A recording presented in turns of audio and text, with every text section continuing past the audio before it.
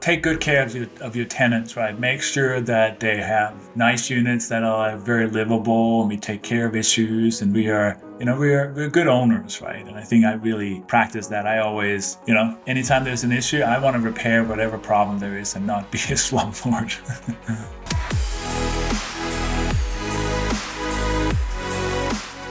Welcome to the Build It to Billions podcast, where we guide successful entrepreneurs and investors on their journey from millions to billions. We believe that the key to scaling your business and compounding your wealth starts every day with the mindset of stewardship over ownership and applying billionaire principles. Our ultimate goal is to help you scale and compound your wealth and impact so you can give more or all of it away. I'm your host today, Brett Swartz, and each and every episode we feature some of the world's top entrepreneurs, millionaires, and billionaires. They share their principles, values, secrets, and wisdom, providing each of us with insights we need to reach the next level of success and impact. I'm excited about our next guest. He is a principal and founder of Open Doors Capital. He's a full-time real estate investor, and he raised millions of dollars in apartment syndications, and is a general partner in over 2,000 apartment units around the country, valued at over $250 million. He's also a certified high-performance coach and has coached many new and experienced real estate investors to succeed in business through accountability, personal growth, and counseling and consulting. And he has a long-time career in the IT field and so much more. Please welcome to the show with me, Jens Nielsen. Jens, how you doing? I'm doing well, Brett. I'm super excited about being here today. How are you? I'm doing well too. Thank you so much. And for our listeners getting to know you more for the first time, would you give us a little bit more about your story and your current focus? Absolutely. So for people maybe detect a little bit of an accent, or at least my name is a little unusual, right? So I grew up in Denmark, moved to the US in 1996. So I've been here more than half my life. Came here in my early 20s, did the thing you're supposed to, get an education, go to work, save in your 401k. And I had a great job. I was in IT for all these years. It was wonderful. But in my mid 40s, I was like, man, something has to change, right? Because I wasn't, applying myself 100%. I was getting a little bit bored. I was just working for somebody else, and I wasn't growing my own wealth, right? So it was always a comfortable job, but it wasn't amazing. So in my mid 40s, about 8, 9 years ago, I decided to start investing in real estate, and started out very small, fourplexes, small apartment unit buildings by myself, and then slowly scaled into the syndication space in 2018, 2019. So, was able to leave my job a few years later, and I'm doing this kind of full time now. So.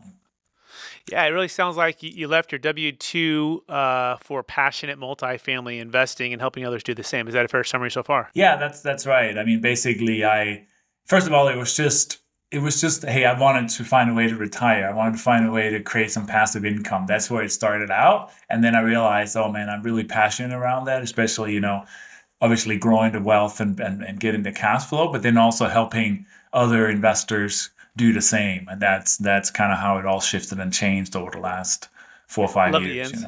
Yeah, love it. By the way, Jens is spelled Jens, in case you're curious on how to spell that. And Nielsen is just how it's spelled Nielsen. And you can learn more about Jens by going to opendoorscapital.com. That's opendoorscapital.com. And so part of what we're talking today is kind of that transition of you leaving the W-2 for the passionate multifamily syndication business, as well as what's going on in the marketplace today with current interest rates and things that have changed rapidly in the last 18 months in the multifamily syndication space. But before we go there, I do want to take one other step back, Jens. I believe we've all been given certain gifts, and these gifts have been given to us to be a blessing and help to others. Some people call them strengths, some people call them superpowers. I think they're God-given gifts, and I'm just curious, what do you feel like is the one or two gifts that you were given, and how does that help how you bless and help and bless people today? I think I'm good at details, right? I'm good at paying attention to details and just the little things that other people may not really pay attention to, right? So I have a partner, he's a wonderful guy. He's very much a visionary, like the big dreams, the big ideas. And I'm more like, that's wonderful. What about all these little details here, right? So that's where I add value. And I think the second part is, given my 25 plus year IT career, systems and processes come so natural to me, right? One thing I hate is if I figure something out once, I don't want to figure it out again, right? I'm going to document it so we know that this is how we do it, and that way we can save time and hand it over. And that's always been my philosophy. And I realized that not everybody thinks that way, so that's kind of an interesting way to look at it.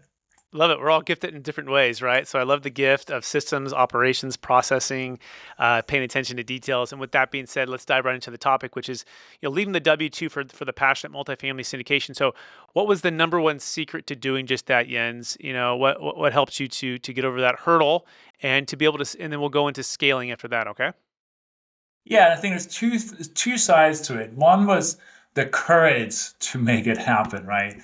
Because having been, an employee for so long, right? And I've only had three or four different jobs in IT. So I'm somebody who would work with a company for 10 years, 6, 8, 10 years, suddenly leaving behind the quote unquote security of the paycheck. That was probably the scariest thing. And overcoming that, I could not overcome that by just thinking my way through it. I had to get some help being my coach. I had a coach to kind of walk me through that and figuring out what that looked like, right? So having somebody on your side that could help you walk you through these challenges that we inevitably feel and the fear we have is definitely number one. And then I think number two for me was, I think a lot of people, and you've heard, Brett, you've heard the same thing. Oh, but do one syndication, you'll be financially free, which I think is a disservice. I think you have to think about streams of income here.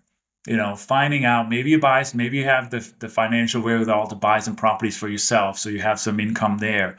Maybe you can syndicate some deals and earn some acquisition fees that way. Maybe like me, I was doing some coaching and mentoring on the side. So I had multiple streams of income, and that helped me feel like, okay, I don't have one single thing I'm relying on, right? And this year it's saved my butt because, the last 18 months it's been very difficult, right, to find anything that works. But my other streams of income have kind of kept mean that I've been fine, right, doing these changes in the market. So that I think were the couple of things that really helped me have the courage to move out of my job. Okay, it really sounds like maybe the myth of one syndication and you're done, right? It's all you got to do is you retire, just get one done, and more so having a mindset of multiple streams of income, and also having a coach to walk you through the fears and the concerns, right? Because without that coach for those details, it's perhaps challenging for anybody, but especially someone who's so detailed oriented, right?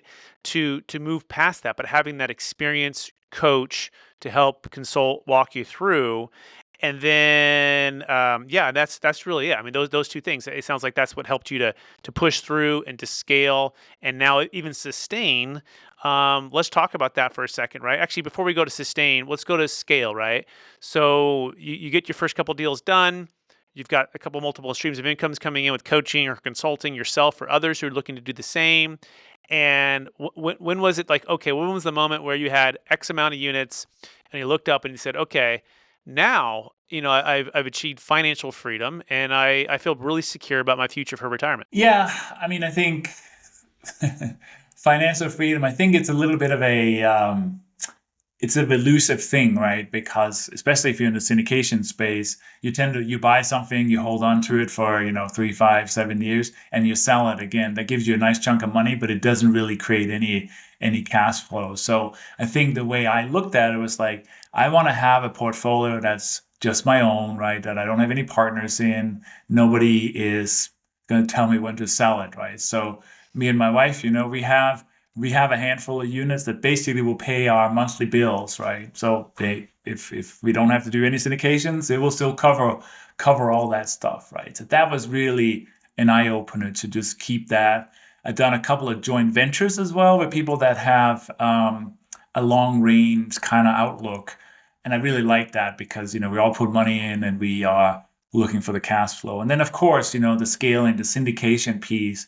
But I feel like the syndication piece is a way to make some, earned income, if you will, through acquisition fees, and then maybe, and then disposition, of course, and then maybe deploy that into things that can create income for yourself, legacy wealth for your family. That's kind of the strategy that I have moved towards as things have changed over time. Okay, it's making sense. And by the way, I'm gonna we're talking with Jens Nielsen. You can find him at opendoorscapital.com, opendoorscapital.com. So it sounds like along the journey, you defined or redefined financial freedom for you and your family, and part of that was owning stuff exclusively, just you and your wife, and having all of those pay for all of your monthly expenses, so you didn't have to think or consider others to sell when they wanted to sell because different things life changed, and that kind of secured there. And then you have like maybe the doubles and the triples and the home runs. You're working to build other wealth outside in larger syndications. Is that a fair summary, Ian, so far?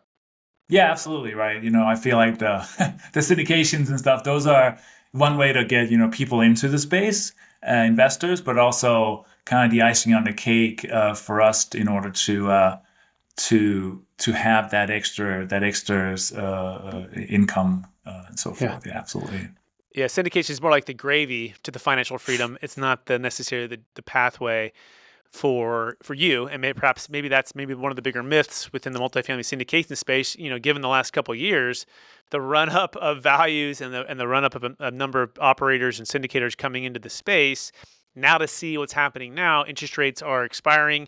People perhaps overpaid for properties, took on too much debt, and now there's these capital calls. So just talk about just that nature and what you've seen the last couple of years, and how challenging it is for people that are perhaps hurting right now. Yeah, no, absolutely right. I mean, there was when interest rates were in the 3 and 4%, right? You could potentially pay more for properties and over leverage because the banks or the lenders were very aggressive and the buyers were aggressive and everybody felt like that was just going to continue. I mean, we did have a deal that we were in some floating rate debt and we bought it like at when rates were literally zero, and you know how quickly they went from 0 to 5, 6% plus the spread, right?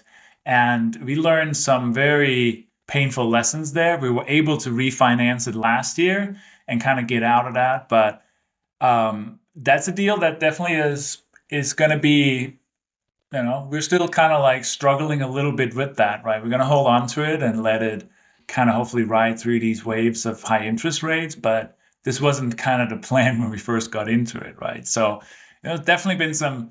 If I look back and the deals that I like are the ones that we bought relatively with relatively conservative debt on there, not a short term, we're going to flip it in 3 years type thing. Like, no, we're here for 5, 7 years, right? And I think so that's the key thing. And I think also it's the education of your investors, right? Hey, if anybody bought something in 17 and sold it in 19 or in 20, they look like geniuses. Anybody who bought stuff in 2021, 22, are like, wow, this is not as easy as it should have been, right? I think there's that piece, that education piece. And luckily I have partners that have been in the business for 20 plus years, right? So there's definitely an education piece there too. Yeah, I couldn't agree with you more. And part of the education piece, I think, has to do with around three things. And I wonder what you think, Jens, about this. Right? It's definitely cash flow. That's a part of it. It's a major piece, and that's what most people spend their focus on. Well, what's my cash flow? What's my cash flow? But I think the other two that they tend to miss or don't bring together is what's my tax flow. Right? What's my tax flow? What's my depreciation to offset my cash flow? Or the capital gains tax when I go to exit? And like, what's the timing with that? If I bought in 2017 and sold in 2019, right? Did I not do that because of the capital gains tax, or did I do that and then I actually then doubled down and did a 1031 exchange and bought even a bigger property with more debt, right? Which leads to the third one, which I think is the Achilles heel to all of this, is the debt flow, right? To the extent that you have too much debt that has reset and you overpaid and over leveraged, even if you overpaid, but if you didn't take on as much leverage, you're still going to be able to, ride this challenge out, right? But those three, I think, are the key to educating. Now, part of how we in fighting a strategy that combines all three of those to give time on your side. So actually, we met at the multifamily conference with Michael Blanc, and we were talking about this, right? And we were talking about the 1031 exchange, and we're talking about the deferred sales trust, and to us that is the answer to a lot of these challenges, is because you can sell high and buy low, but not have to go into debt and not have to do like kind replacement requirement, and even be able to raise capital from sources like cryptocurrency or business exits that are highly appreciated and want to get into multifamily. And so it's having that strategy to exit, and having a mindset of tax flow, debt flow, and cash flow. I'm curious, when you hear that, what comes to mind, or what questions do you have, or I'd love to hear your thoughts on this. Yeah, I mean, this is the first time I've heard the idea of tax flow and I think you said call it debt flow too, something like that, right? It's the first time I've heard about that, and it's something that we haven't exited a lot of deals, just a few. Well, that's not true. Probably five or six of them, right? And I think most investors, just seem too complicated to try to do some sort of deferred capital gains there, especially in the syndication. So everybody's like, oh, we'll just sell it and have fun, with the taxes, right? And then, of course, we would try to buy something new and do cost segregation study and so forth, right? But yeah, I haven't really explored it too much, and it's probably a disservice on our end to our investors that we don't educate them about those types of opportunities. I know we have some 1031 money in, through a tick structure in some of our deals, but then we're like, okay, what do we do if we want to sell them? So maybe it actually came up last week because we have one deal that, there's 80% of the money is all at 1031 and they kind of like, yeah, maybe we want out, and we don't really know how to help them there. So there could be some opportunities there for sure. Yeah, I can agree with you more, Jens. And in fact, that's what we started Capital Gains Tax Solutions. And what we're finding, especially as the baby boomers age, which a lot of the multifamily syndications and fund operators, managers that we work with, let's say 60, maybe 70% of their clients are baby boomers. And it's really crucial that they're in their retirement years, generally speaking, and they are looking for more diversification, more liquidity, right? More simplicity, right? And they have massive amount of appreciation. In fact, there's about $84 trillion. That's the estimated amount set to transfer in the next 20 years, basically from mostly the baby boomers to the millennials. And there's 77 million baby boomers in the U.S. alone, and every single day, 10,000 are turning 65. And so we believe the reverse tea party is happening right now. And for those that are on the front lines like yourself, who have the experience, who have the clients, have the investors, it becomes, how do we become great stewards to help them steward their wealth with the knowledge we have, but then steward their wealth with the capital. And it starts, we believe, with having a balanced tax flow, cash flow, and debt flow strategy, and having strategies. And by the way, cost segs are great, right? Now, hopefully you bought the deal that made sense and you didn't take on too much debt and you did the bonus depreciation, you got all that. But perhaps some of those clients wanted to, put it into the money market account making 5% or T-bills making 5% or lending to multifamily operators making about 10% or whatever it might be. The key is diversification for a lot of the clients and looking at their risk tolerance and kind of approaching it like a real estate investment advisor, sort of like what a financial advisor would do on the other end for maybe traditional securities. And so that's why we're passionate about what we do. But yeah, if anyone's curious and want to learn more about this, you can go to capitalgainstaxsolutions.com. We also released the best 1031 exit plan where you can exit highly appreciated assets. Go for your 1031 exchange, and then you can if it starts to fail, you have a backup plan into the deferred sales trust, and the deferred sales trust also works for businesses, and it also works for crypto and stock sales. That being said, let's dive a little bit, Jens, into the rate cap strategy, right? So if you had to help someone, or perhaps you might be going through some of the challenges right now with interest rates that have gone up drastically and now the cap's expiring and then the debt service overwhelming the deal. What are some strategies or some mindsets to help people through this, and or what are the tactical things to start for the capital calls? Yeah, I mean, now tell anybody I work with, don't buy anything on floating rate. That's kind of advice number one. But of course, if you're in it, I mean, it's very challenging, Brett. I mean, we did have to do a capital call because we were in a loan that had the floating rate and it really went up. So we had to do a capital call. We were able to refinance it. So I think that really helped. That was like, hey, we're refinancing it. We just need some capital because, we couldn't quite get the leverage we were looking for. I think that's a much easier sell. It's like, oh, we need another $1 million to continue our rate cap. And if there's no like, oh, we need it again in a year from now, then people are like, why do I want to throw good money after bad, right? So in those cases, that it's really a struggle there. I mean, can you sell it? I mean, is it better to maybe sell it at a potential loss right now instead of, because your investors are not going to continue to put. If I was in a deal that, it's like continue to throw good money after bad, that doesn't make any sense, right? So can you sell? I mean, it's really hard, man. And I've also seen, with private equity or come in and kind of take over the equity stack there and so forth. Right? I think you have to be open about what's going on. You have to talk to everybody instead of maybe just putting your head in the bushes and hoping for it to be better, right? Just Yeah. start Can looking we and break that figuring down, out Jens? what's Because I out think there. it's really important, right? I think it get really specific with numbers. So you said you were able to refinance and never go into floating rate debt. And you did capital call for one of your deals, right? So I'm curious, what's the loan to value now? What were you able to fix the debt at? And how is the cash flow doing now with the new debt in place?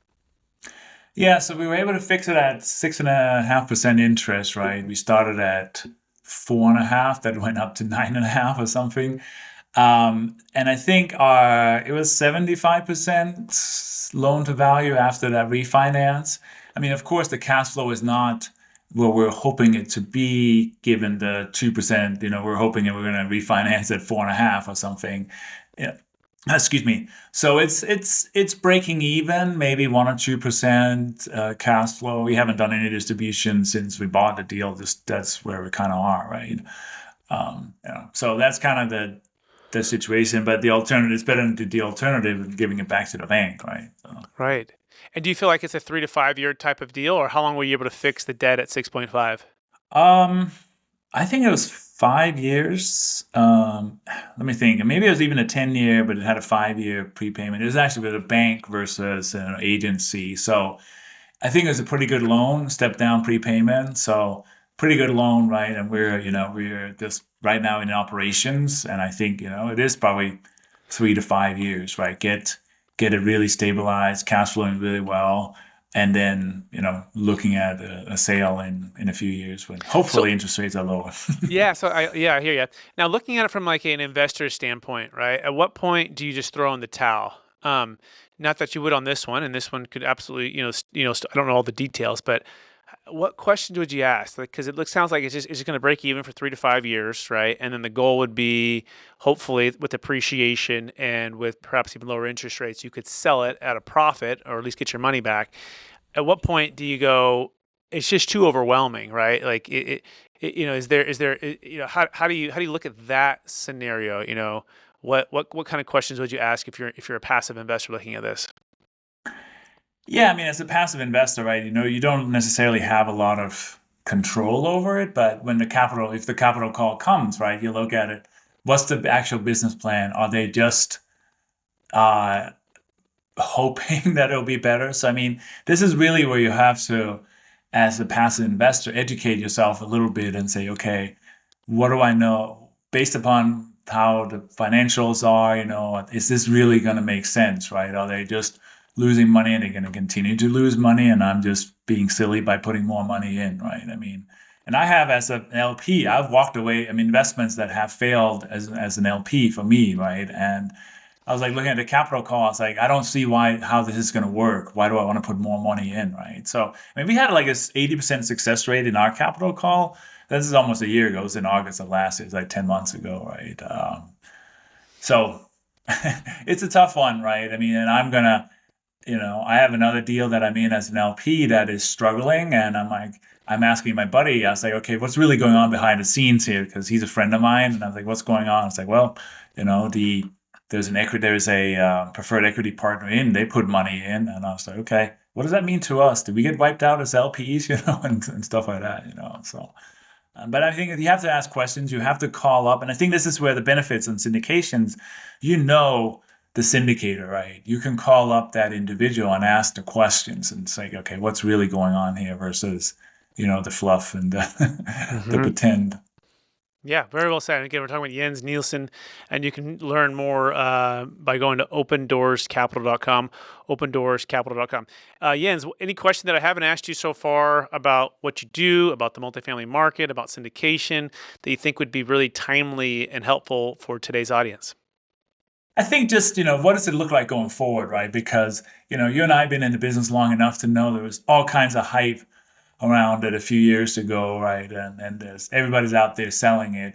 What does that look like going forward? I mean, we know there's been very few deals done. I mean, I see an occasional deal here and there come up. So what does that look like going forward, right? And that's really, I mean, I'm also reevaluating what do I want to do continue going forward because the stress of having investors and not performing on certain deals, If I didn't have gray hair already, that would have developed. So that's kind of, I'm evaluating and say, what do I want to go, right? And luckily, I've been established in the business long enough that I don't have to do a deal, where I think a lot of people just did deals because they could, and that's definitely the place you don't want to be in, right?